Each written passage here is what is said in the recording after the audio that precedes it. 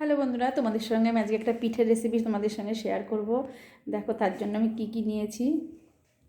দেখো এখানে 500 দুধ আছে। 500 দুধের মধ্যে আমি এই বাটিটার 1 বাটি সুজি দিয়েছি, আর এখানে ওই বাটির 1 বাটি ময়দাটা মানে চেলে রেখেছি, ওইটার সঙ্গে এটা গুলবো।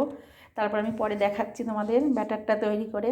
এটা দিয়ে ব্যাটার তৈরি করব, চিনি দিয়ে সুজি দিয়ে আমি দুধে ভিজিয়ে রেখেছি।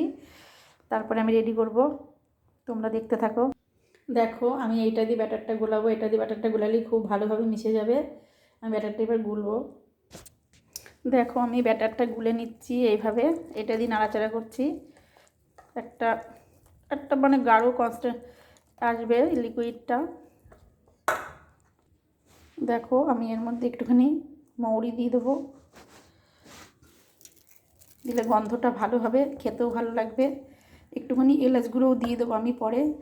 এই দেখো প্রায় আমার গোলা হয়ে গেছে, দেখো কেমন এসছে লিকুইডটা, এরকম এসছে। এরকমই রাখবো আমি, এর থেকে বেশি আর পাতলা করবো না, তাহলে একদমই পাতলা হয়ে যাবে।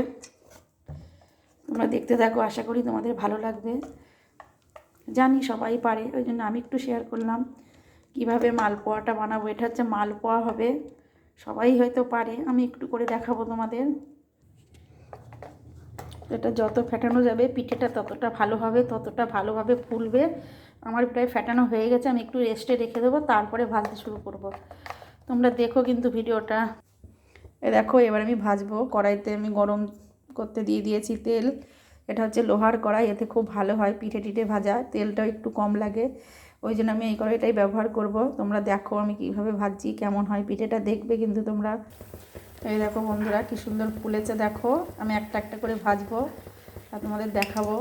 পরে আমি একবারই ভেজে তোমাদেরকে দেখাচ্ছি কেমন হয়েছে, খেতে কেমন হয়েছে সেটাও দেখাবো। দেখো কি সুন্দর ফুলছে পিঠেগুলো, কত সুন্দর ফুলে উঠেছে। দেখো পিঠেটা আমি একটু উল্টে দেখাচ্ছি তোমাদের।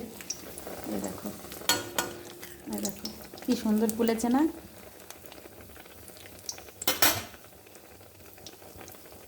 পুরোটা নি দেখো কি সুন্দর ফুলে উঠেছে পিঠেটা, দেখেছো বন্ধুরা?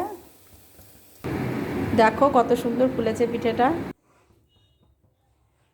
দেখো বন্ধুরা এরকম হয়েছে আমার পিঠেগুলো।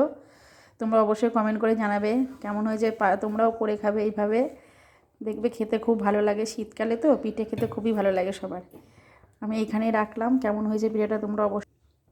আজকে এখানেই রাখছি, পরে আবার দেখা হবে, বাই।